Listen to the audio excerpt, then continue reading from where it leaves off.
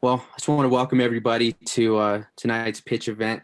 Appreciate everyone for making it out, especially over Zoom, but making it work. See some really awesome backgrounds. So kudos to you for getting those up. I do just want to introduce myself real quick. My name is David Lopez. I'm a senior studying business. I run a venture of my own called Internalized. It's a sales boot camp to help underserved communities break into the workforce. So definitely involved with entrepreneurship. I'm also a member of the Innovation Action Team on campus, and excited to MC tonight. But enough about me.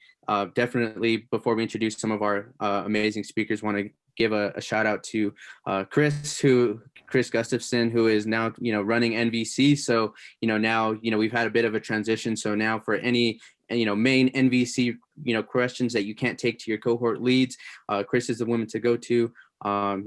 Amazing resource. So definitely understand that you can go to her and she'll get your questions answered if your cohort leads can't. And so with that, I do want to give a quick shout out for the executive summary event happening on Thursday night. I believe the executive summary is actually required to move forward in the NVC. So definitely a great event to attend, as we're on iteration 3 or 4 of our executive summary from my team, and I'm sure Dan can say the same as we completed Catalyze CU last summer. So definitely attend that event, sign up. You can find it within the emails as well as on our content calendar. But until then, definitely excited to introduce Dan Strangfeld and Nicole Glaros. Dan is a dear friend of mine, someone we building our companies together, and definitely have seen him, experience success as he actually won the eSprit competition for his company Kegstand. So, representing Boulder and just an awesome founder. And quite honestly, he has, one of the best design decks I've ever seen in my life. So there's, no one better to kind of show that there from that student perspective. But on the other hand, want to introduce Nicole Glaros, who is from Techstars, is an amazing leader here in Boulder. And if there's anyone to, give feedback, it's from Nicole, not only because she is brutally honest, but it's because she cares and has seen, thousands, if not tens of thousands of decks before. And so, we're all in for a treat tonight. And then after Dan goes through his presentation, Nicole has offered to give some feedback to 5 high potential startups that are competing in New Venture Challenge. And so, we'll be able to see Nicole offer that feedback, live in person. And so I'm happy to facilitate all of that. But in the meantime, before we get into all of that, Dan, do you want to go ahead and take over and introduce us to your deck? Yep, for sure. Thank you so much for that intro, David. Get set up here. Right. Alrighty. Is it showing? Good? Yes, sir. All right, cool. All set up. Yeah, so thank you everyone for being here. I'm going to talk a little bit about virtual pitches, my own experience with virtual pitches, and I'll personally talk a lot about the design of pitch decks because that is where my background is in throughout school. And then Nicole will be peppering in throughout, giving her own advice, probably tearing apart some of my points, giving her opinions. So it should be great. First off, it's really important to understand what makes a great pitch before even thinking about what you're going to put in your slide deck. So I find that the most important thing you can do when you're pitching to someone or at a Zoom event or just talking in general on a Zoom call is maintaining everyone's attention there. Because especially in Zoom world, now that you all are at your home, at your desk, I'll bet the majority of you have your phone right next to you. And that thing is the most distracting thing in the world. You've got photos of your dogs on there. You've got photos of your family. You've got people texting you. So I'm having to compete with that. And when you're pitching, you're going to have to compete with that as well. So you're going to have to be engaging. Your slide deck's going to have to be good. What you're saying is going to have to really hook them in. You're going to have to grab their attention the whole time. The second thing is your pitch really needs to get them to understand your business. And what I mean by that is what your business does, how it makes money, why they should invest, or in this case, why they should choose you to win NVC. And so this will differ for some businesses. Some will be like, hey, I want to start a coffee shop. That's not too complicated, but at the end of the day, you're still going to need them to get to understand that. Whereas if you're building some really complicated software, a lot of the times you're not going to be speaking to really detailed engineers. You're going to be speaking to people who speak in business or just simplistic terms. So you have to find a way to really explain your points in a way that's relatable to the people in the room. Yeah, so let me add on to that, which is somebody will never understand your business if they're not paying attention. And so truthfully, the first and foremost is that you have to be engaging. And unfortunately, an engaging pitch happens at the listener's ears, not at your mouth. And that is what a lot of people get wrong. They think that they are making something engaging, but their audience is not engaged. So it's really important, specifically, especially on a Zoom pitch, that you get feedback and critical, honest feedback from people who love you enough to shit all over what you're doing, to give you that critical feedback so that you can be engaging. And then once you get to sort of goal 2 here, which is get people to understand your business, you also have to realize that depending on who you're pitching, they've most likely heard your business pitch many, many, many times before. I listen to thousands of pitches a year. I am not exaggerating. It is extraordinarily rare that I hear a new business that I've never heard before. I could probably count the number of times in the single digits in the last 10 years I've been doing this. And so just think about what that means for you for a moment. So you have to really get them to understand. Actually, you can go to the next slide, Dan, and I'll talk about the differences. Mm-hmm.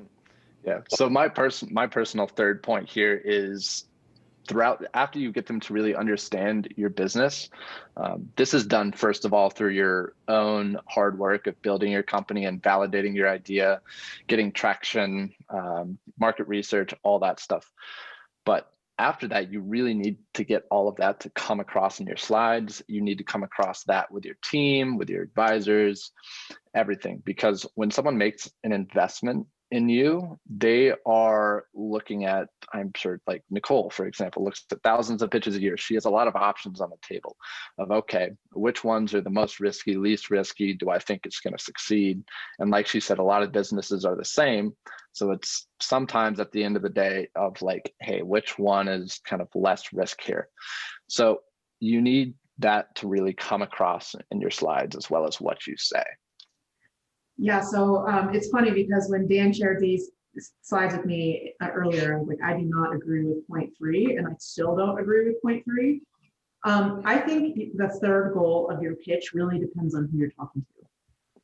For instance, if I went about my investing by only reducing risk, I would have a very underperforming portfolio. I am actually looking at achieving gains. And taking a gain-oriented approach is very different than taking a risk-adjusted approach. The risk-adjusted approach, you're just trying to protect what you have. And in the gain approach, you're trying to gain as much as you can. You're willing to take more risks. So what you have to figure out is who are you speaking to and what are the objectives of that audience? For NVC, are they more risk-oriented or are they more gain-oriented? Are they more,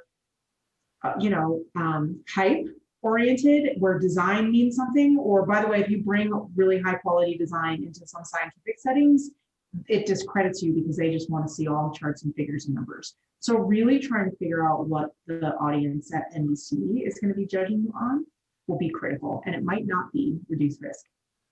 I will say that as an investor, I am looking at risks and I'm seeing how much risk is involved, but I am also weighing that against the gains of the business, the potential upside.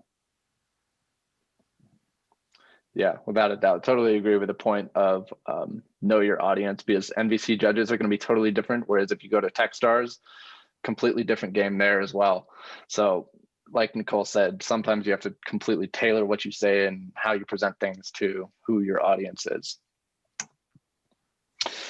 So this is my personal approach. I know Nicole was saying that she has a little bit different approach. This is what I've found over the years has really worked for me.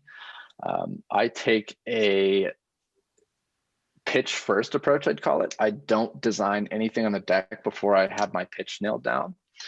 And I refer to that as finding the flow of your pitch. So what I like to do is I literally get a pen and paper and take as little time as possible of like, okay, I want to address the problems that I'm solving.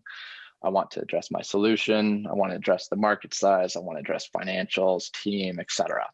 And I'll just go down the list and make those points. And I'll be like, okay, I have, let's say, 5 minutes to do this pitch. I think I can hit these points in those 5 minutes.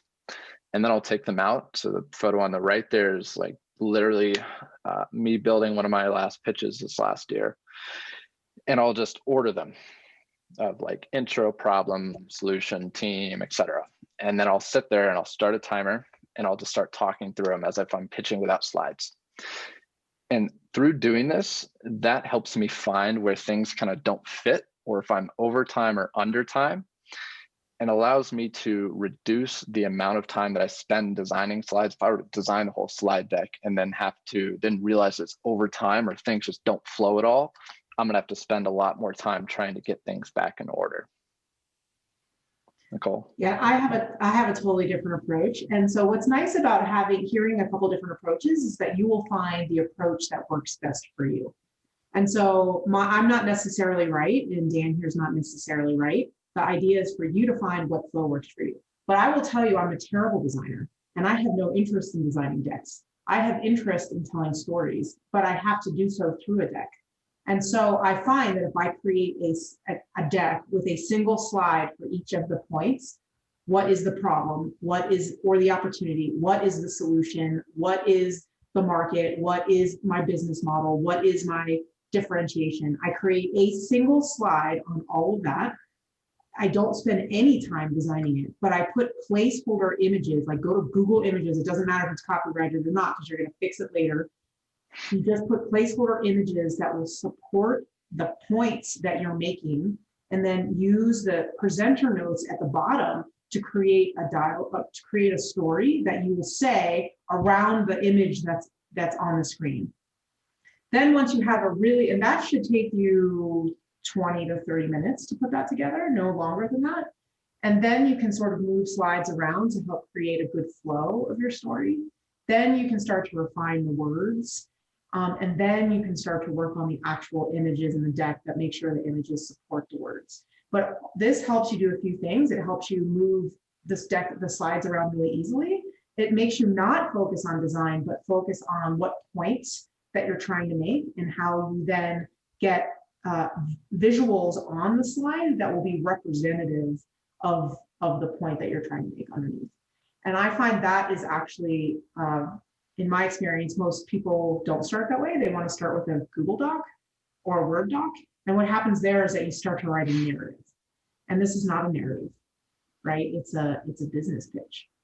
And so you end up getting too long-winded and spending way too many words in one place. So using the limitation of the presenter notes at the bottom will focus you to help you be really efficient with your words. Yeah, I really like that. Yeah, exactly. It's literally just over time, as you keep building more decks, you'll find what works for you. But I think a really key point there is the key points of, it's not about the design, it's about what you're talking about and your key points and your story as well. That's really, really huge. And once again, this is kind of reiterating your slides and your design. That's just a cherry on top. You should be able to give your pitch without slides behind you. You should be able to just talk and give your pitch in an effective manner, because your slides are the cherry on top of what you're saying. Yeah, plus one to that. People will listen or they will read. They will not do both. You want to use images on the slides behind you and let your words that you're speaking come out, and the images will reinforce your words. So cherry on top is the exact right way to think about it. Yes. Getting into building and designing slide decks. So I personally view this as kind of a dichotomy of being very loose and unprofessional with your decks, of just like throwing it together 15 minutes before the pitch, putting whatever in there, and then pulling the really detailed designer and getting really fancy with it, doing animations and videos and all this crazy stuff.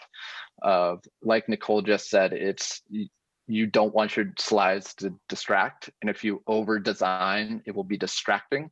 So you want to hit that middle ground of it doesn't look like you're sloppy and not put together, but you also don't want it to be so good that it takes away their attention, because once again, number one, maintain their attention the whole time. Quick note on typography here. I honestly believe that anyone can become a semi-good designer, we'll say, and the foundation of becoming a good designer is understanding how to use text and type. One of the biggest points here is I find that people are almost afraid to use just big fonts, and they're really, really great in slide decks because once again, you don't want a lot of words on the slide, you want just a few. So using large fonts not only makes it readable, but it also really limits you to how much you can put on the slide. And a quick rule of thumb is minimum 20 pixels. I would honestly go higher than that. That's a little small because especially in Zoom today, I know that some of you are probably on your phone right now watching this, and that means that the text will be really small there. So the larger font, the more easily they can read, because if they're having to squint to read it, that means that's taking away their attention on what you're saying. So I'll add to that, which is my rule of thumb is usually about no more than 5 words on a slide.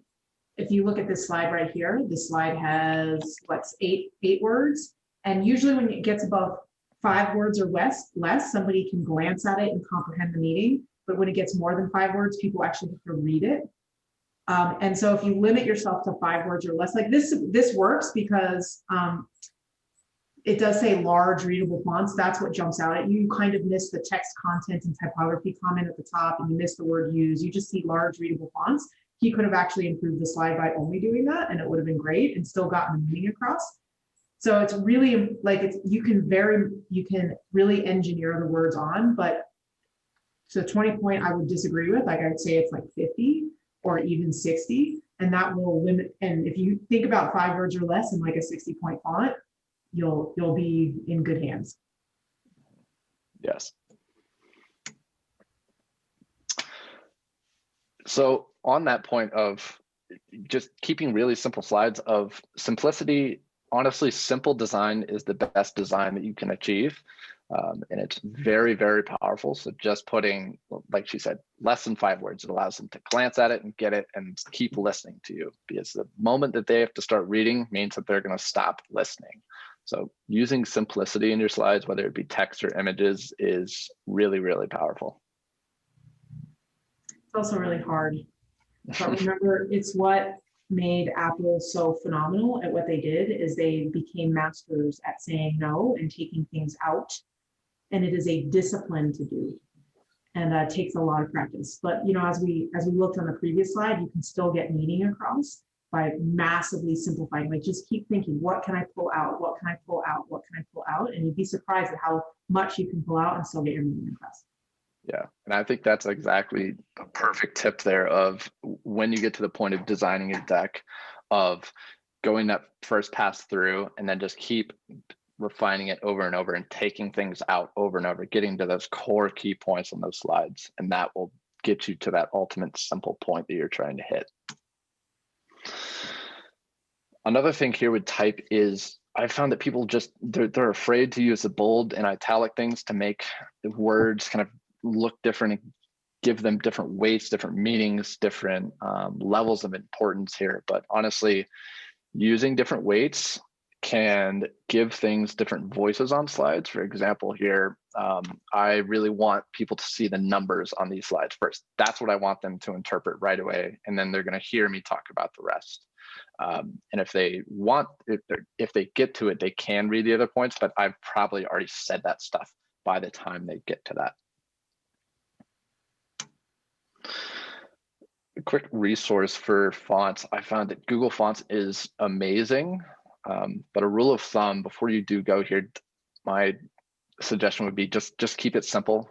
Stick with the readable fonts, script fonts, unprofessional, hard to read. And if they're hard to read, that means they're going to take away attention. But you can import them directly into Google Slides or download them if you're using PowerPoint as well. Images, like Nicole mentioned before, just use one whole image to illustrate your point and then just talk. Just let it take up the slide. Let it be that supporting background for what you're doing. Me being a designer, this might just be my thing, but when I see like really pixely or like just blurry and kind of bad images, that just takes away my attention in a pitch. And I tend to focus on like, oh my, like, why did they use that over something a little bit better looking? So I found that high quality images do work a little better if you can find them. This is more of a designer thing as well, but I found that it can notoriously change the emotion of your pitch. And that is the consistency in your graphics as well as just branding overall. If your brand gives across a certain emotion, it gives across a certain feeling to your audience. And this can be evoked through just simple little graphics or icons like this. For example, 3 things that you want to pay attention to here are the fill, the stroke weight, and edges. My suggestion is to keep these things consistent. If you pick a thin stroke weight, like the middle one, stick with that. Don't flip to a thick one. Or for example, the edges here of an emotional difference is those really round edges gives off a soft, more subtle feeling, whereas the sharp edges are more of a rugged feeling. So if you're going for an outdoor brand or something, that might be something you want to incorporate there. But ultimately, the message here is to keep it consistent because little things like this can subconsciously influence your emotions on how you feel about like what the company is. 2 resources. Unsplash is incredible for professional images. As to the point earlier about copyright, all of these are copyright free. You could literally print these and sell these. They're licensed to that extent. So no worries there on the legal side with Unsplash. Noun Project is great for icons. And they actually added images as well. So great 2 resources. And I'll send out the slide deck after so you don't have to write down anything. So now on to presenting your pitch virtually. This is something that I experienced in my last semester of college when Zoom University started. It is the notion that, oh, the pitch is on Zoom. That's fantastic. I can just write a script and I can put it right beneath my camera and I can just read it and no one's going to notice. And that is just complete bullshit. Everyone's going to see you reading. And when they see you reading, that's going to distract them. So once again, maintain their attention. Don't read off of just a pre-formatted script either. This is kind of a style thing of if you want to memorize word for word or if you just want to go for points. I know some people who are great pitchers who can do word for word. I'm personally a person who just likes to have key points that I want to talk about on each slide. But overall, the message here is don't read off a script. I personally notice it every time when someone does it, and it is distracting. Nicole, do you have any? Yeah, plus 1,000% on that one. Cool. If you're reading, I'm gonna check out. And remember, you have to remember what the #1 rule of creating your pitches is: maintaining people's attention throughout the whole thing. What a great way to lose people's attention by reading, and then you're wasting my time, and it actually works against you because I'm irritated at you. So don't read.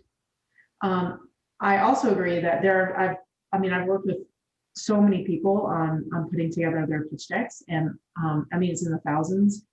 And of those thousands, I could probably count on one hand the number of people that were actually able to effectively memorize word for word their pitch. There are a handful of people out there that can do it. They've got perfect photographic memories, and if that's you, then great. But what happens to 99% of the people that attempt to memorize that are not actually photographic memory people is they'll reach a point in the deck and they can't remember what the next word or sentence is. And then they go, and it throws everybody off, including themselves. So the point, like coming up with the points that you're trying to make and bullet point it out, is the most effective way to make it feel authentic and natural and keep your audience engaged with you.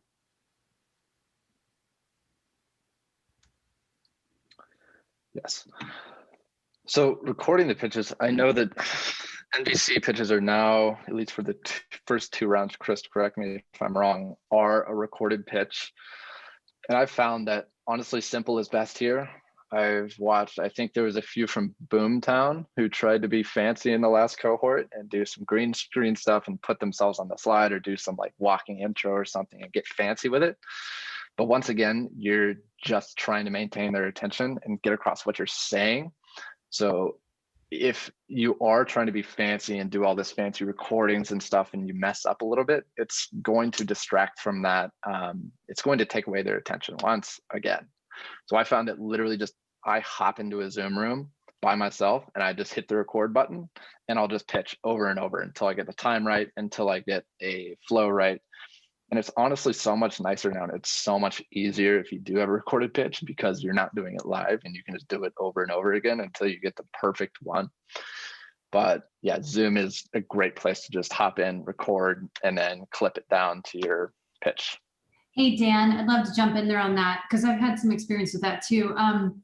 Can you give advice to the teams on when to stop trying to achieve perfection with that recording? Because I think, we're in a different digital world now where we can record and the tendency might be to go over and over and over, right? Versus just let it roll. Can you give any advice to the teams on that? Yeah. So I struggle with that myself. I am naturally a perfectionist and I have to be the person who has to be like, okay, that's good. We're submitting it. We're done.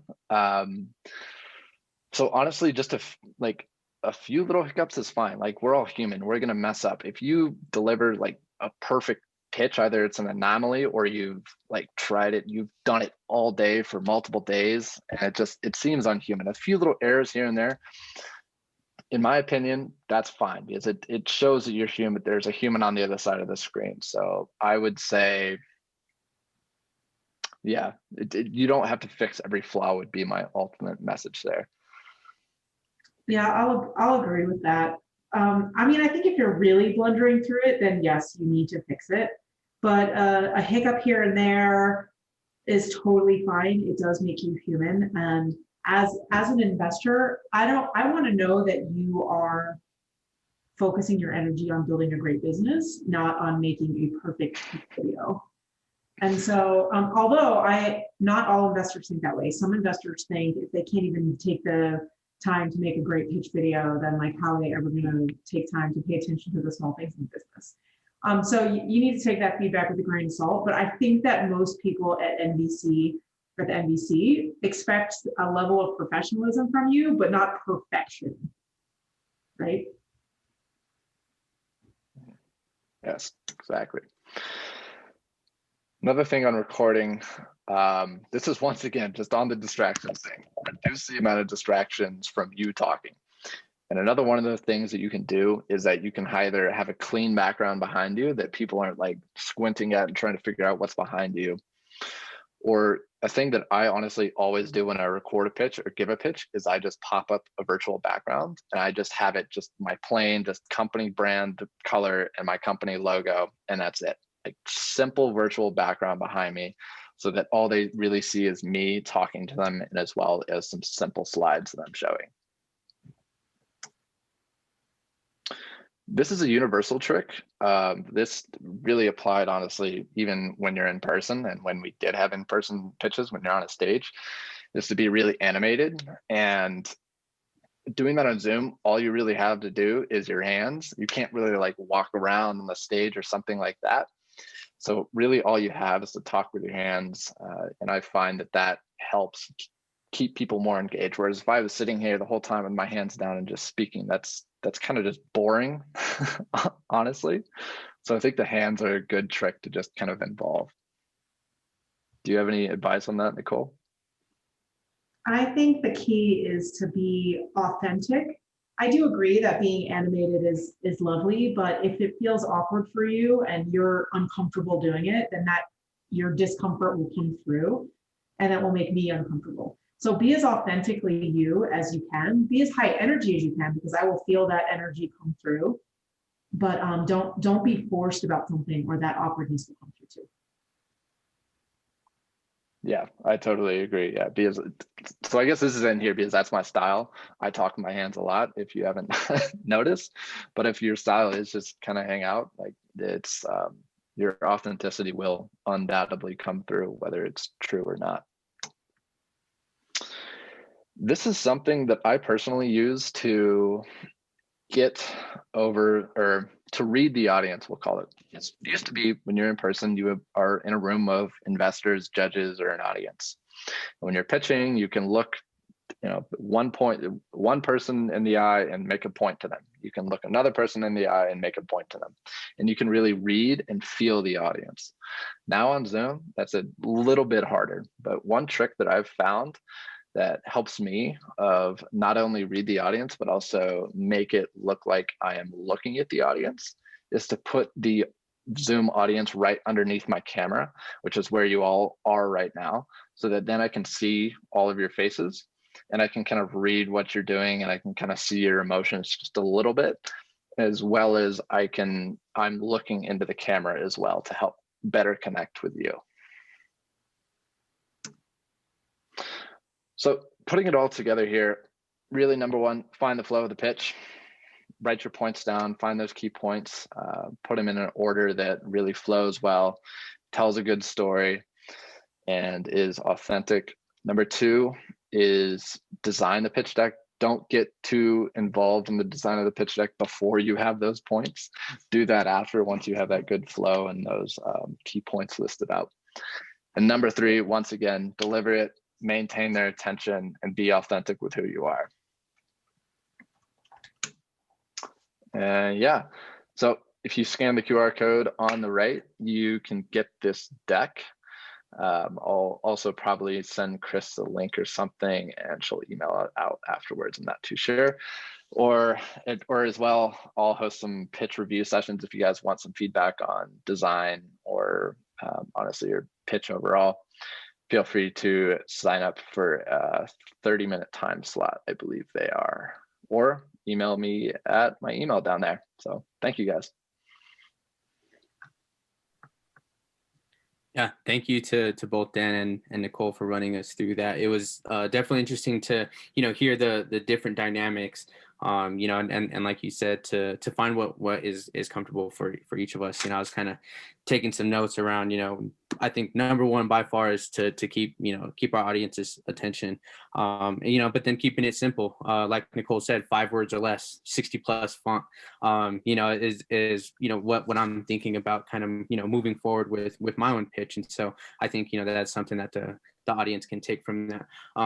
So I do want us to get into some live student pitches with feedback. Definitely exciting part of the night. Before I do that, though, I do want to encourage everyone to maybe look into the social impact prizes and see if your startup falls within those categories, and if so, we'd love to have you sign up and would love to kind of put you through that process around what that would take. All of that can be found on the NVC website. But until then, Michael, are you ready to get us started?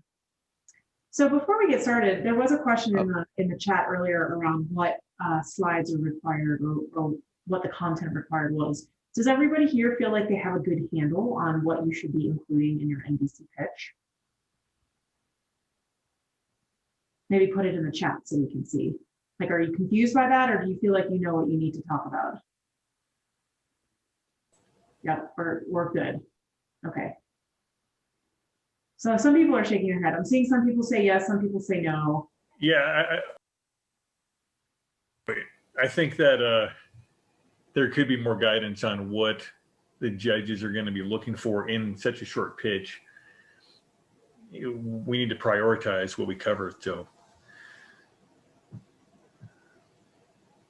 Okay. Chris, David, you want me to just spend a couple minutes and go through the components of a business pitch? Yeah, maybe let me jump in with the judges' criteria that they're going to be used to score you. And I have to keep myself honest and look on our website. So we have this on the NVC website. It's a great question. And then Nicole pepper in like maybe how they get there. But it's a weighted scale. So momentum, how much has been accomplished to date, is the highest. That's at 45%. So you really want to articulate how much you've gotten done, really, like how much is behind the curtain. The next category is promising idea or feasibility. So that's 35%. And then the quality of the presentation, your pitch, how you're conveying your idea is 20%. So traction is number one, though. That's the most important. And then what did you say the second one was? The quality of the idea? Yep. And the last is the actual presentation itself. Exactly. Okay. So let me just, if you guys, let me share something with you. Can you see that? Can you guys see this? Yes. Or if I can put that up. Okay. So when I'm working with founders, these are the necessary components of the pitch. And so when I heard so number one, traction is in here. You can see traction and timeline. You said 50% of the pitch is going to be 50% of the business is going to be judged on that. So you can see that's the middle slide here. And the second one was the quality of the idea or the opportunity. That's actually the rest of it. The intro, the demo, the market size, the go-to-market, the business model, differentiation, your team. These are all really going to be important parts of that. And then the last piece is going to be, I think the design and the I don't know how the deck looks or maybe something like that. So write this down. And by the way, I'm also happy to share this page of the slide of this particular slide deck with you, so you can have a record of it. But in a 5-minute pitch, this is what every Techstars founder delivers in a 5-minute pitch, and you should be able to do that too. And yes, Nick, the font could be bigger on this. This one wasn't actually designed for a Zoom meeting. This is actually designed for in-person. So, okay, let me figure out how to stop screen share.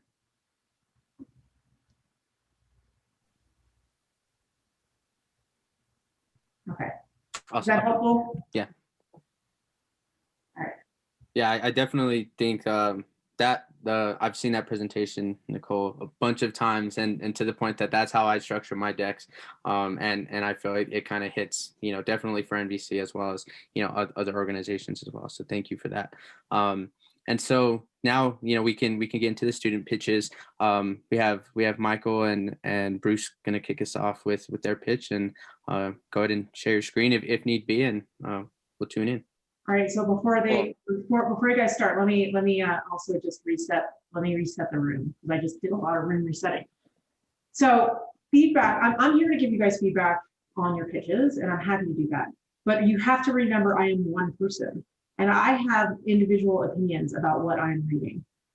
In order for you to have an effective pitch, you need to gather feedback from lots of people, not just me. And so what I would like to do is propose that we spend a couple minutes with each of these founders, and everybody here offers feedback, not just me.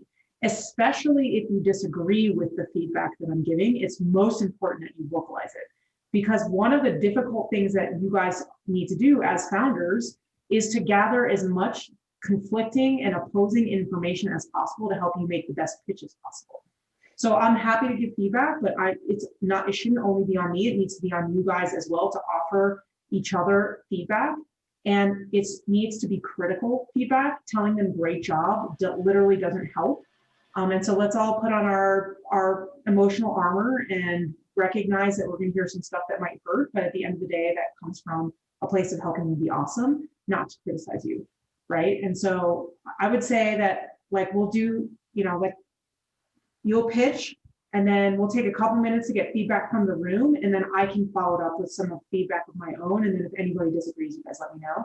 But just be really honest and clear with your feedback to the founder so we can help each other get better. Does that work? Yeah, and so just for timing, I'm going to be running time here. We've got about 8 minutes per company. We've got 5 minutes for the pitch, and then so we'll go maybe a minute and a half, 2 minutes max of community feedback, and then I'll kind of step in, and then Nicole, you'll be able to take it over, and then we'll move into the next pitch. That sounds great. Perfect. Awesome. All righty. So I'm here tonight with I'm Mike Marcoux. I'm here tonight with Bruce Valentine, and we're going to introduce you to Milu. So in this world, surrounded by social media. There's all these ways that we're digitally connected, but there's really not a great way to experience digital art.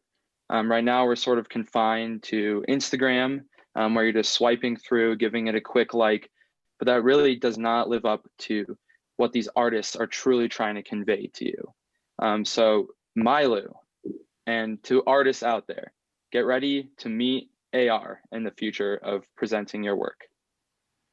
As Michael mentioned, the importance of simplicity is paramount in the implementation of an AR-based art platform. And in that case, we're going to start with a smartphone app. Smartphone apps are simple, familiar, and practical. And we believe that this is a great way to get AR in the hands of both users and artists. We also think that this is a great way to create simple expansion opportunities to different parts of the business that we'll talk about a little later. But first, we're beginning with an app.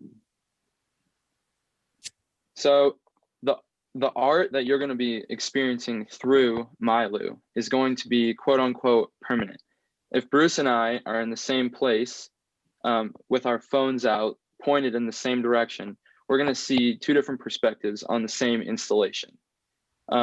This gets rid of like this AR installation. This isn't gimmicky.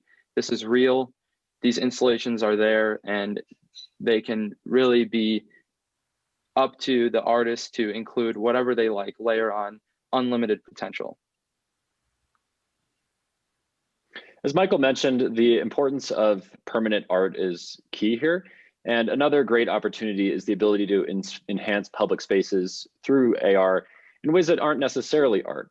Things like digital murals, advertisements, and event callouts are some factors that we see as opportunities here. If you imagine you go to, say, like a botanic gardens, and you could go and see different sort of exploded images of art there, or you could see other information about different pieces that they're including in tours and things like that. But we really see this as a way of applying both art and different elements of AR on a more practical platform. So the business model that we've identified really has these four main components. Firstly, artists have the option to make their content exclusive. This is where Milu would take a cut of this content. But there's also opportunity for corporate installations, like Bruce mentioned. Once we have gained enough traction and we have our artist network, we can leverage that to create custom corporate work.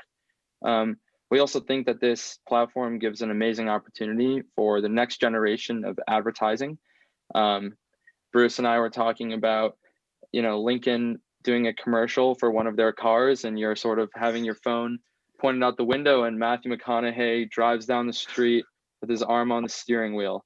And then also, Milu totally aims to give back. We want to engage this next generation of digital artists and make sure that, we're creating this platform to be as a fair of an opportunity as we can make it.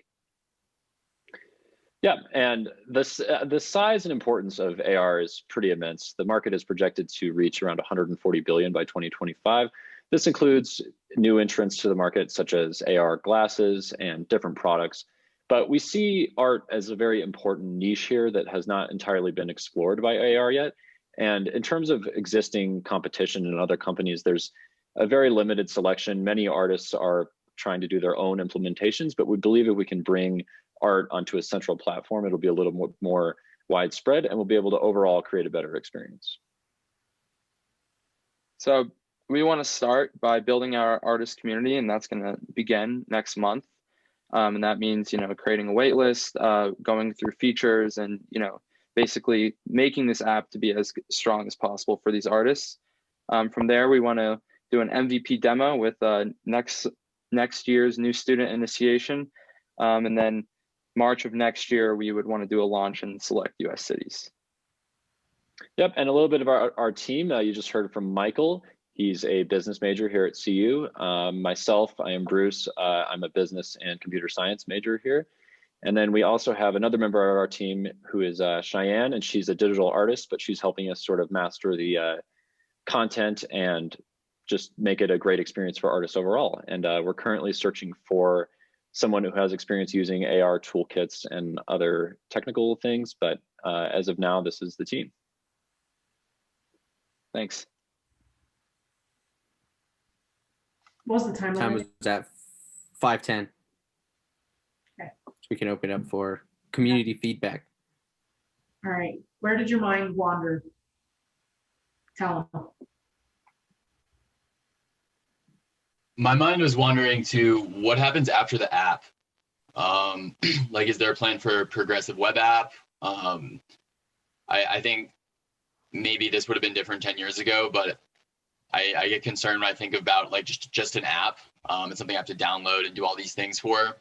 And then I get to see the advertisements, or I can see the art, but I also see the advertisements. I'm wondering, like, I guess, is there a next step to be more immersive, more integrated without me having to download something else? Awesome. What else? Tell me what you didn't understand. Tell me where your mind wandered. So I'll jump in. I thought, and Michael, I know you well, so I'm like super biased. I was looking at the stars in your background, and I was thinking of how that kind of matched with the slide format, and I got a little distracted then. But I think I needed up front like a what is it? What's the problem? Like almost a vignette or a scenario or a story. I think there were too many words kind of describing it and not really take me through the experience. That would have helped me. Awesome. I think to add on to that too, I feel like I was missing a little bit of information on what the end user experience is going to look like, because as someone who would use the app, I was kind of like, okay, well, what would I be experiencing by seeing that? How would that kind of work? You know, that kind of thing. I mean, I sort of have a few questions throughout the entire presentation, but I guess like what sort of threw me off was the whole entire advertising section, where you talked about the Lincoln part. And I just had a question of how that would sort of integrate with the app, because it seemed like the app was more about the viewership, and then how would you then also have advertising within that, or would that be a separate segment?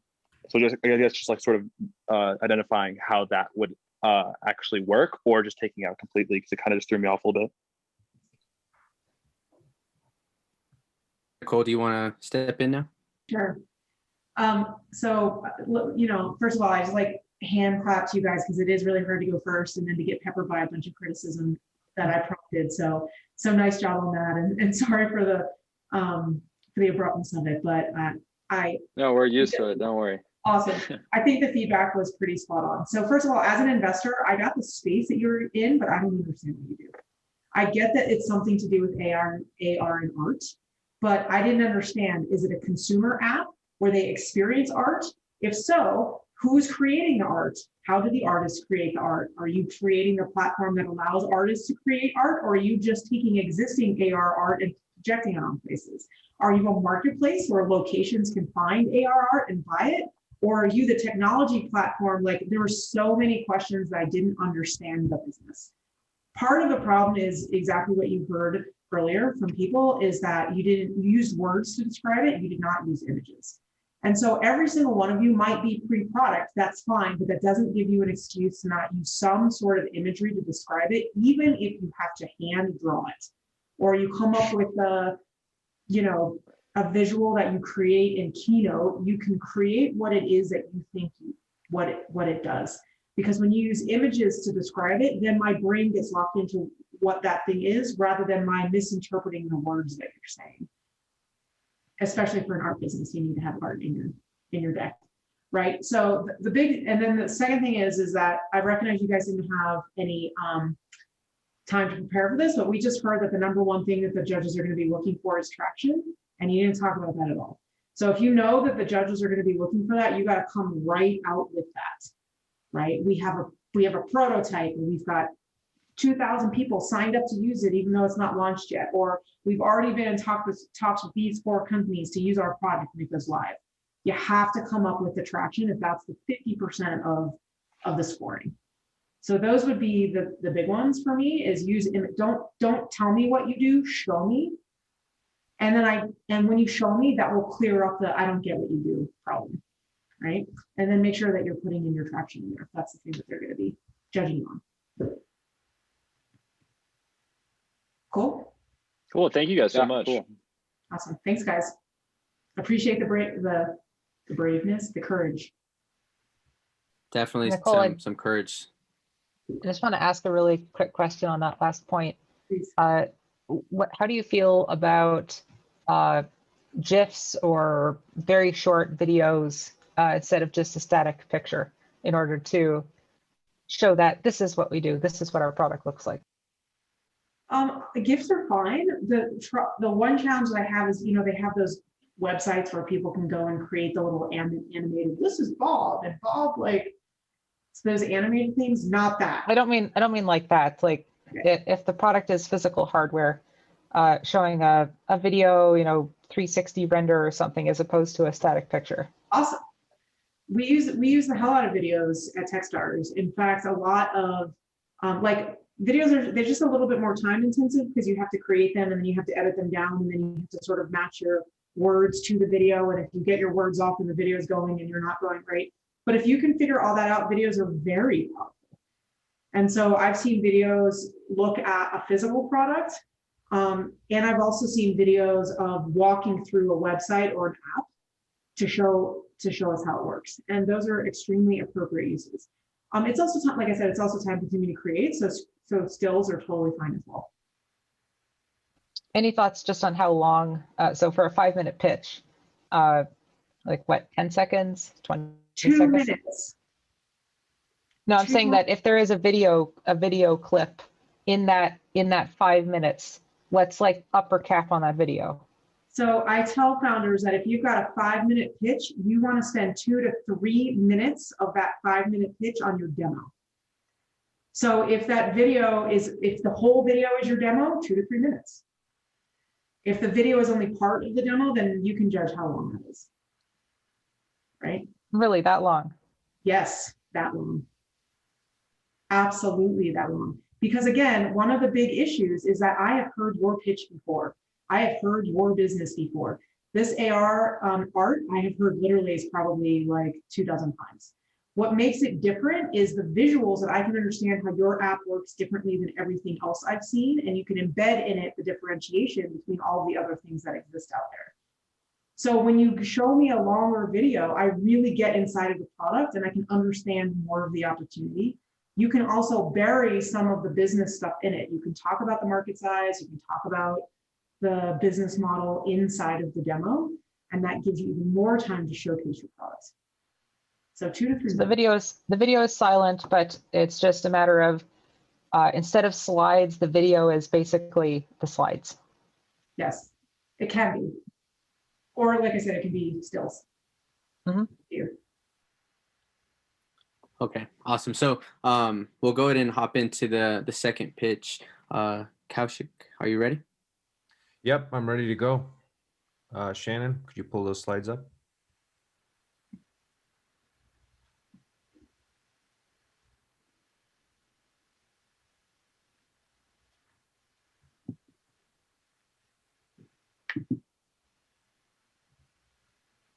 Can everyone see that okay? Does that come? We see just like looks a a little long, cut Yeah, out. I see a white screen. yeah, like a long, thin white screen. That's all we see.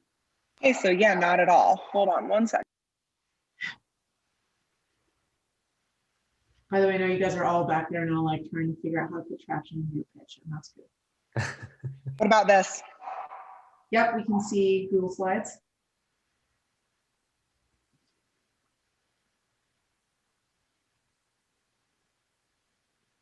Got it. All righty. Perfect. Well, thank you all for being here today. My name is Kaushik Kannan. I'm the founder and CEO of Wizard, where relatable learning starts with you. Let's face it, math is hard. Math is hard to relate to. Students are finding nowadays that the math that they learn in the classroom is really hard to connect to things in their personal lives. And in fact, the problem is only compounded. With the switch to remote learning, student retention of math is down by 50% compared to the prior year, making our growth as a country in terms of our math progress even worse as we compare us to a global scale. At Wizard, we connect math to the things that students already love, things like sports, art, cooking, and travel. We do this through personalized problem sets.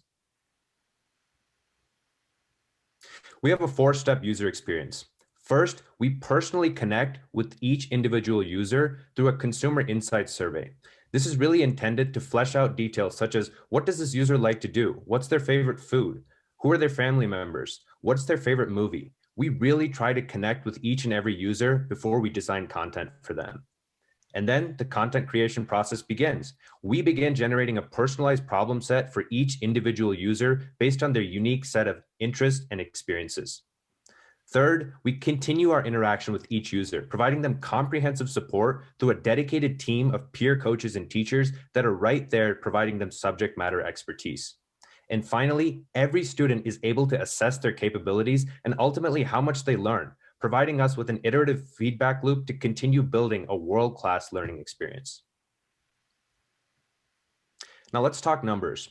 EdTech is a massive $76.4 billion market in the United States and is expected to grow at an impressive compound annual growth rate of 18.1% over the next 7 years.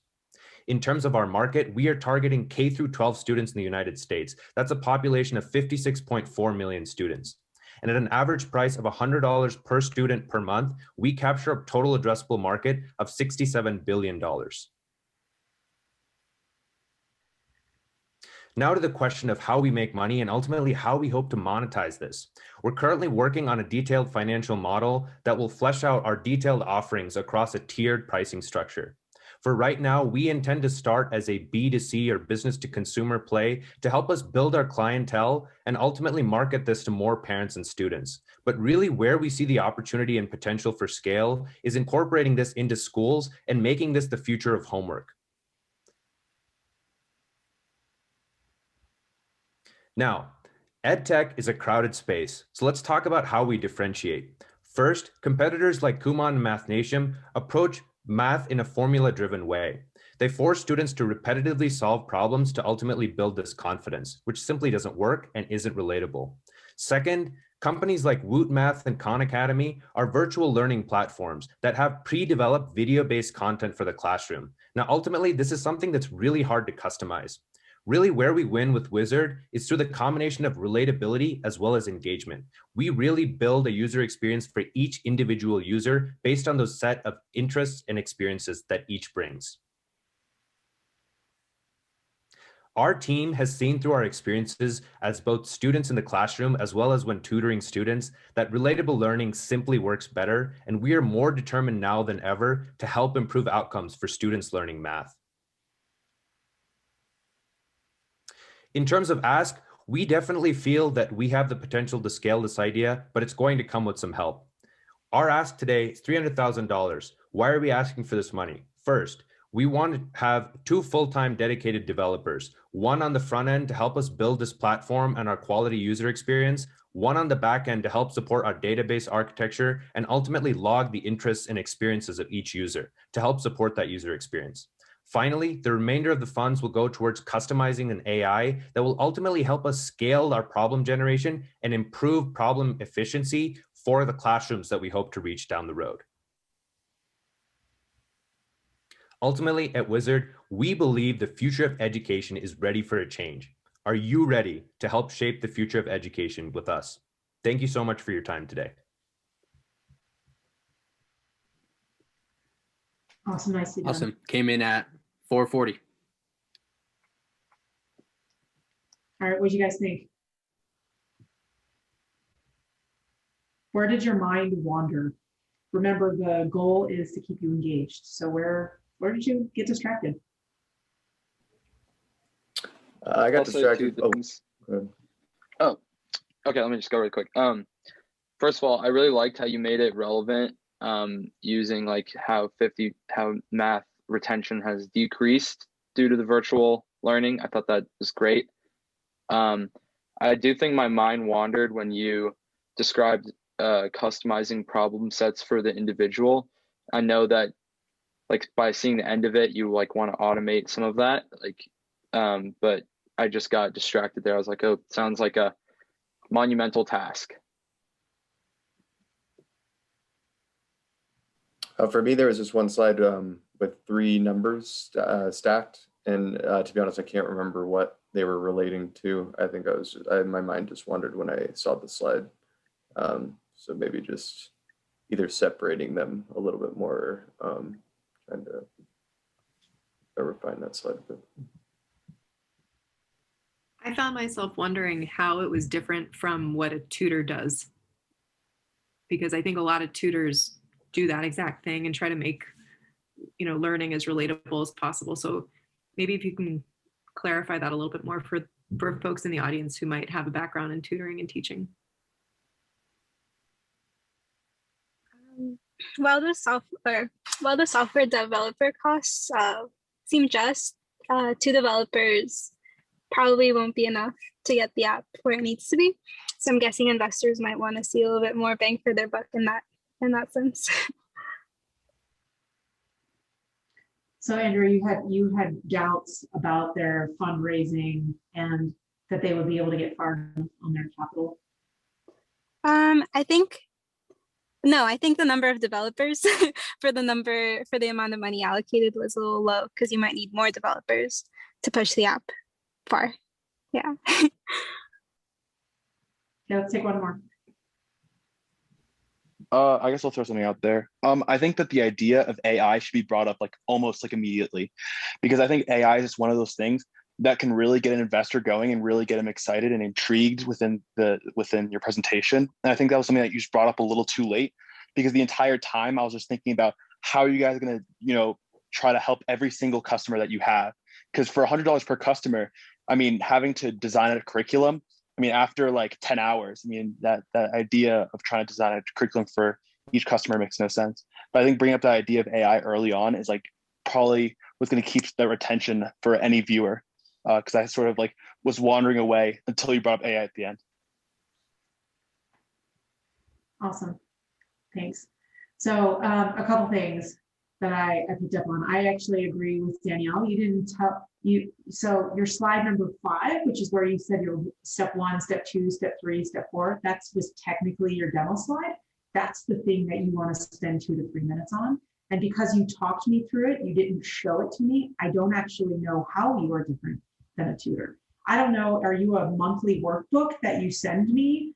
Are you an online app where you ask me some questions and then it puts, like, I don't actually know, because you didn't show me, you just use words to describe it. So I have a feeling I'm going to be hammering this on all of you guys. You need to, don't tell me what you do, show me what you do. And even if you don't have it built yet, create wireframes that walk me through what it will look like, what it will approximate when it is built. That will be so much clearer so that I can understand how it is different than Woot Math, and how it is different than a tutor, and how it is different than Kumon, right? It's so important that you do that. I actually disagree with the earlier comment on AI. That will attract some investors, and other investors is going to put me to sleep. I look at your backgrounds and I don't see any AI expertise, so I don't believe you can pull it off. And if I don't believe you can pull it off, it gives me the ability to disregard everything that you say. And so be careful about the flinging of AI, the word, because most people actually don't do AI and they think that they do. And it's also just a buzzword. So every startup now says that they do AI, and therefore none of them actually do it. Something that you guys did that also the earlier, oh, by the way, I did like the whole comment, the 50% slide. Like, I was like, wow, really 50% reduction in retention? That was really attention grabbing. Somebody else said it, and it was attention grabbing for me too. So I love that opening. I want you to, that should be like the first thing out of your mouth. You could go, did you know that math retention is down 50%? Why? Because it's boring as shit. Let me show you how we are going to make math relatable to you. And then you show me a demo. And you spend 2 to 3 minutes showing me that. And then you can show me the rest of the stuff you can show me. Okay?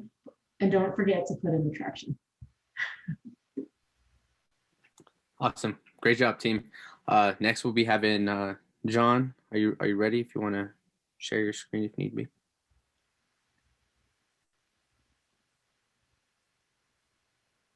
I believe you're on mute.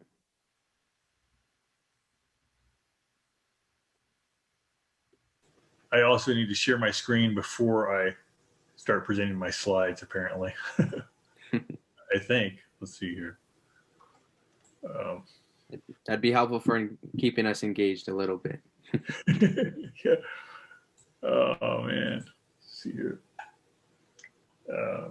There's another like random Zoom feature that they should have, is that your Zoom profile should come with it the number of times you bust somebody else for saying you're on mute. And then people can like compete to like, you see, I get like 10 stars because I found 100 people that are on mute in some meeting. Anyway, I hear you're still on mute like 10 times.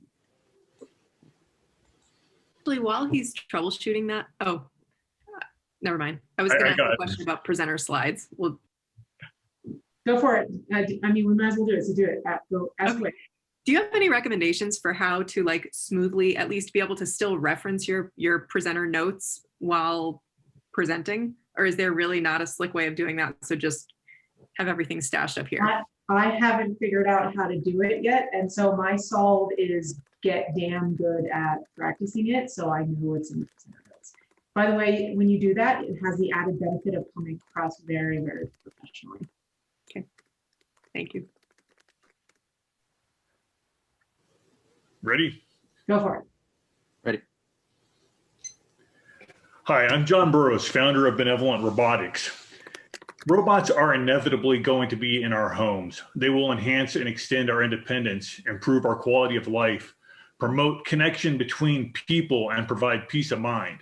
At Benevolent Robotics, we are creating safe and beneficial robots for the future by building robots to help the humans that we love today.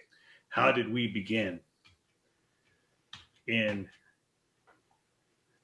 2013, I operated a gym on the side while I was an engineer and trained in strongman competitions. One of my athletes, Jeremy Gilbert, was also an engineer in a medical product engineer and mechanical engineer. And in 2013, he was in a mountain biking accident and became paralyzed from the waist down. So I always knew a successful robotics company has got to address real human need. And so I reached out to Jeremy to ask him if he would join me in this project. Over 5.3 million people in the United States are paralyzed, and over 50% are unable to work or unemployed. The bottom line is it's hard to sell expensive adaptive technology to people who are at a disadvantage in terms of making a living. So when I talked to Jeremy, we both realized there's a much bigger market that has a compatible need. Over 68 million Americans are over 75 years old, and that number is growing by 10,000 people per day. 12 million Americans over the age of 65 are socially isolated, and half of the United States population will die of dementia. Nursing care costs $90,000 a year, and memory care can cost $120,000 a year. But beneath the surface, there's an even bigger problem. 53 million Americans are unpaid caregivers in the United States. They spend an average of 28 hours a week helping their loved ones. 95% of this care is by family members, and the lifetime lost income amounts to $324,000. It costs $18 to $25 an hour for in-home care. And at death of family members, 45% of families file bankruptcy. What we do at Benevolent is we help humans by empowering our family caregivers so that they can be more effective with their time. And basically, our aim is to help extend the period of independence for their loved ones. What that means is if we can keep a loved one out of care for 1 year, we can save a family $90,000. If we can save a family caregiver 6 hours a week, we can save them over $1,000 a month. Our little robot, it looks simple, but it empowers families to maintain the independence, the quality of life, and the safety of their elderly and disabled loved ones longer. In addition, it can provide health professionals with a tool to do remote health monitoring. we initially started this doing a survey, and over of 70 people. In this case, this data is showing 50 because we pulled data out when we had initially forgotten to include would not use this robot as an option. After adding it in, though, still only 3% said they would not use this robot. And we see a compatibility, 33% of people who would use the robot to look after elderly loved ones. We also see a mirror in the home market where people who are interested in helping the elderly also are interested in using it in their own homes, which is beneficial for people, including paralyzed people, who would also like to reach out to others in beyond the confines of their own environment. The ambient assisted living market is huge, 475 million in hardware alone in the United States. What we're asking for is $140,000 pre-seed funding this year so that we can build out 100 robots to deploy in 100 pilot households. We are a team of 10 engineers, all very experienced with robotics, and we have a plan to do this using open source software and very simple hardware that will mitigate the risk for and ensure our initial success. Even a small incremental gain in independence is a meaningful improvement in quality of life. And a lot of times we sacrifice a small gain for a dream of a big one. In this case, this small robot can make a big gain, and we look forward to your support. That's it. I have no idea what the time was. 5 minutes, 55 seconds. Got some time to shave off. Thank you for Let's letting hop into feedback. Yep. So help them out. Community feedback. I think the first bit about market research and the market analysis that you did was really helpful, but it was very confusing at first because you started talking about two very different market segments, and you kind of lost me when you were jumping between talking about those with disabilities and jumping to the elderly market without kind of tying them in there. So if you figure out a way to smoothen that kind of jump, it helps us stay engaged without having to kind of figure out what's going on there. Yes. I'm a physician, and I'm a little unclear what the device actually does. Is it gathering data? Is it interacting with the patient? You know, if it's an elderly person that you're talking about, is it, I guess maybe you could kind of clarify that a little bit, because I saw that slide and it was still a little bit unclear what the role was of the device itself. Yes. Yeah, I mean, I know I'm trying to crank so much in such a short time, but yeah, I need to convey it better. So let me add to that, because I think it was really relevant, is this slide, first of all, it's got way too much going on in it. But second of all, you talk about benefits here. You don't talk about what the product does. I got that it's a robot. I have no idea what it actually does. Like, I'm looking at it and I still don't know what it does, and you never talk about it. Right. The reason why you're struggling to cram it all in is because you spent, I think, half to two-thirds of the time focused on the problem. Right. You oversold the problem by a lot. You could tell me, identify the problem set in 10 seconds, then show me your robot, and then tell me specifically what it does, not the benefits that we get from it, not the features. Features are home security, health monitoring, fire and gas. The benefits are independence and quality of life. What I don't know is what it does. Yeah, I get it. Yeah, I know. I know I need, like when you said I need to spend 3 minutes talking about this, essentially, I knew I was screwed before I started presenting. But yeah. All right. Well, actually, because I think we're short on time. So, but let me just say that I think everybody on the call probably agrees that it's a super awesome mission of the business. The awesomeness of it got lost because you spent so much time in the problem By the way, this is a problem that you can turn people off to because you go too far into it. You make it too real and too close to home.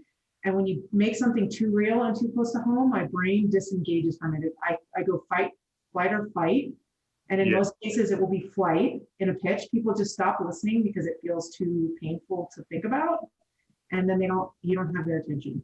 So 10 seconds, 15 at most on the problem, and then 2 to 3 minutes on what the robot does. And then you can spend time on the differentiation and the business model and the traction. By the way, you did this and the team before did this too. Please make sure that you check with the NVC guidelines. When you ask for capital publicly, you could be running afoul of SEC regulations called general solicitation that could actually get you into some pretty decent trouble with the SEC. So unless NVC is specifically telling you to ask for capital in your pitch, you should avoid asking for capital in any public setting that isn't specifically a fundraising, angel, or VC setting. I get it. Yeah. Sometimes you hear you're supposed to have an ask. You have to have an ask. So I threw the ask in, but yeah. You should never stand up in front of a room and not have an ask, but you have to be careful with a fundraising ask. Anything around fundraising, like we're looking for investors or we're raising capital, those are very dangerous asks in the SEC eyes because it's called general solicitation.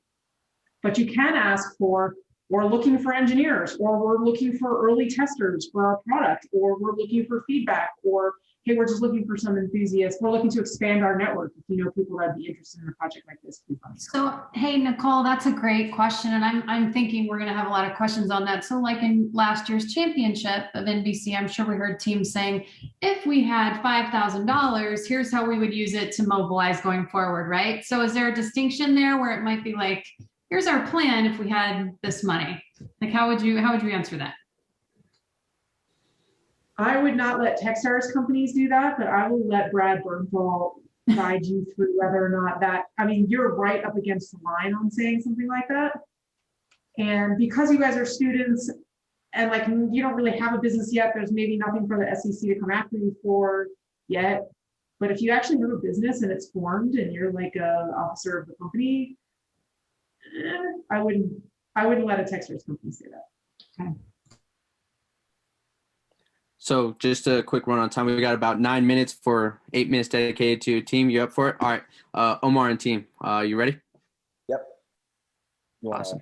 Put our slides up. Let me share the slides. Thank you. Okay, share screen.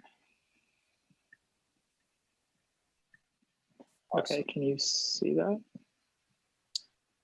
Yep, let me know when you're ready, Omar. All right, I'm good to go. Cool. Welcome, everybody. We are Swift, and we are the future of buying sneakers. Our story starts with a young boy named Shane. The year was 2010. He was 11 years old when he got his first real pair of sneakers, the Kobe 6 Grinch, a Christmas exclusive low-top basketball shoe dressed in snakeskin scales and the most vibrant green that he had ever seen. He set up his laptop with multiple windows and waited for the countdown to 8 a.m. in utter excitement, eager to relive his childhood nostalgia and finally get his first pair in his size again. Unfortunately, his dreams were crushed by 3 simple words in a bold impact font. Didn't get them. Shane, along with thousands of other sneakerheads, has been met with the same fate countless times, trying to get their favorite pair of sneakers due to sneaker selling tactics where scarcity drives demand and resellers eating up that limited supply with automatic purchasing programs called bots. The 3 biggest problems sneakerheads face are the fact that there's super limited supply of high value sneakers. Bots are buying up all of that supply before people who can actually get them can get their hands on a pair. Sneakerheads are then being forced to turn to the aftermarket where they struggle to find the best price. They struggle to find the best price and the best deal, Our solution is the Swift List, a specialized search engine specifically made for high value sneakers on the aftermarket. These are some rough mock-ups of what our UI might look like. You will be able to search through sneakers, filter by brand, color, and price, and have a personal feed of suggested sneakers to buy. Our target customers are between 14 to 21, into fashion, streetwear, and most importantly, high-value sneakers. Sneakerheads are a massive and very specific niche with super high margins. Sneakers are a $79.9 billion market and projected to grow to $120 billion by 2026, with a compound annual growth rate of about 7.1%. Swift plans to market to all Colorado teens, a population of 345,000. In that serviceable obtainable market, there is approximately $1.26 million of revenue to be collected. Our serviceable addressable market is all 21 million teens in the United States with a valuation of about $5.12 billion. The total addressable market of $79.9 billion is our obvious total addressable market, and the average US person spends about $250 on sneakers. Swift's revenue model is centered around affiliate marketing, where we get a kickback percentage of every sale that is driven through our site. Swift has a projected sales of about $160K in year one, $190K in year two, and $380K in year three, with a profit margin of 40%. This assumption is derived from processing 47 shoe orders per month with an average price of $225. The company's founders will draw a minimal salary and reinvest profits into the business. Over the next 3 years, we are projected roughly 30% year-over-year growth with a total revenue of $700K by 2024. We currently have minimal competitors in the market that are offering exactly what we are. There are similar services like Google Marketplace. However, these are too broad as they try to give products from the entire internet and not specific retailers who can guarantee purchase authenticity. Along with the fact that sneakerheads look for very specific flavors of a shoe, and those sites group them all under one name with no way to search for these specific colorways. We have already found that roughly 87% of around 100 surveyed individuals browse 2 to 3 websites before making their purchasing decision.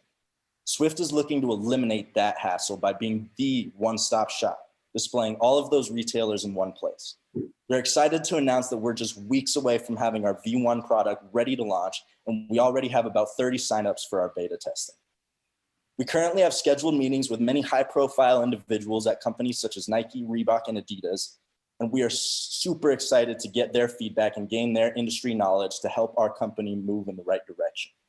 Thank you so much for your time today. We appreciate you listening and hope that you will be part of the sneaker world's future. 4 minutes and 20 seconds. Awesome. I don't know how to, oh, there we go. Tell them what you thought. I'll go ahead.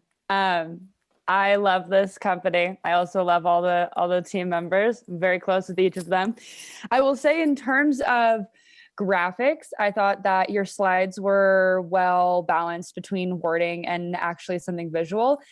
However, I think that you guys have more like availability to be a little less wordy with your actual whatchamacalls slides, because you're like, in a few times you're like where you had the bar, or not the bar graph, like the line graph with the little sneaker at the end.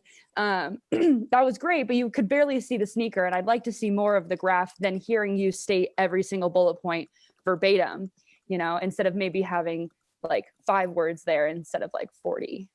That would be my like main thing. But I also love this team, so I'm a little biased. My mom also loves them.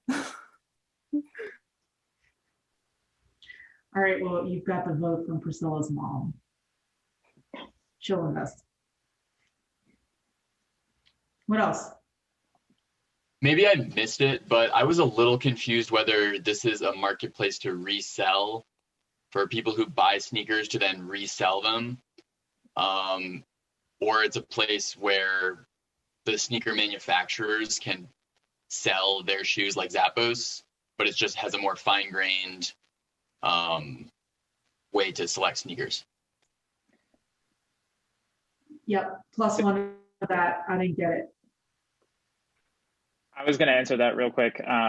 Basically, it's just a way to aggregate. Okay. Don't answer. It's just feedback, right? So you get to answer the questions that the NVC is asked. But not in the practice. Yeah, help improve the pitch. What else? We can take it, I promise. Nothing? You guys are all tired. You're ready to be done. Now that's a long time on Zoom. Okay, I'll help accelerate it a little bit. So first of all, I agree with the one poster that said that you guys had great energy, great storytelling. Totally press one to that. I was super engaged the whole time. I found that I didn't even totally understand what I was listening to, but I stayed engaged. And so you got goal one, you kind of stubbed on goal two, but that's okay. Because I'm like, if you like shoes, then I'm interested. But so first of all, you guys could really benefit from the simplification rule. You could take 75% off of each one of those slides and your message would still get across. You put so many numbers in front of me, I didn't know which numbers were important. And so therefore I stopped listening to all of the numbers. I found myself following along with your energy and enthusiasm, but I wasn't really sure what you were telling me. I don't know what the business does. And it struck me that the way that you describe it doesn't solve the problem that you originally set out to state. You started out by saying that people can't find shoes because of bots, and you never connected how this website solves the bot problem. And so I needed that tie-in that would have really helped me understand more what you did. And had you gone through a real demo, by the way, you did the best demo of everybody. You showed me at least what one screenshot would look like. I thought that was good, but I didn't understand, like, is it a marketplace? Is this where bots are posting? Is this where the brands are posting? If this is where brands are posting, how is it different than other retail, like e-commerce places? And as somebody that is not a, what'd you call it, sneakerhead? Sneakerheads, yeah. Right, and so you have to make it, you have to really dumb some of that stuff down for me, because I don't, like, I'm in the camp that if they are out of my shoe, then that's fine. I'm like, I'll just find a different shoe. But so this is a different audience, right? So you have to, if you're going to start off with the bot problem, you have to like solve the bot problem for me. Right. Also, your pitch was like under 5 minutes. What'd you say it was? 4:10 or something? 4:15? Like 4:20. Sweet. For many reasons, but like, powerful, the shorter the better, right? You don't need to use your whole 5 minutes. And I think everyone in this room probably felt that. Sometimes when you start pushing up on 5 minutes and even longer, like, it starts to feel old and people start to get a little antsy and like, where's the end? I didn't feel that way with you. And I think that if you took 75% of your content out, that kept your energy, you could probably be under 4 minutes. And sometimes those are the most engaging pitches. Thank you very much, everybody, and Nicole, for your feedback. Really appreciate it. I guess one kind of follow-up question to that: do we need to include as an in-depth market analysis as we did? We need to take down a lot of those numbers, but how in-depth should we go with something like that? You don't need to go in that detail, right? I think if you want to try to narrow, okay, the correct answer here is it depends. The correct answer to every question when you're pitching is it depends. For you guys, I kind of want to know who these crazy people are that are buying shoes at $500 a pair because they're sneakerheads, and there's like, that's your addressable market, and that's who these products are going towards. What your marketplace is going to attract. Your marketplace is never going to attract me. So telling me the whole total shoe market is not appropriate here. It's not applicable. And if you don't position that market to me in the right way, I'm going to completely dismiss the number that you show me, because I'm like, well, I'm clearly not a customer and you're including me in your result. So it depends on the business. But for you guys, like, I would say try to get as narrow as you can on your particular target market. And then if the market feels too small, then disregard what I just said and zoom it back out. Okay, awesome. That was very valuable. Thank you. All right, everyone. We have officially reached time. Nicole, thank you for even going over a few minutes. It was super valuable to be able to get all these pitches out there and for feedback. And so thank you to all the teams. It was very courageous of each of you. And of course, thank you to Nicole and Dan for the presentation, in the first half of all of this. If anyone has any questions, again, Chris is now leading NVC, but of course your cohort leads are your #1 resources. So if you have any other questions that are looming after tonight's presentation, feel free to ask your cohort leads and they should be able to get you taken care of. But again, Nicole, thank you so much for your time and your insight. It's always a pleasure speaking with you and definitely, always learning from you as well. So thank you so much. And again, thank you as well, Dan. Good luck, everyone. I'm really excited for you. Go Kegstand. Thank you. Thanks, everyone. Thank you. Thanks. Thank you.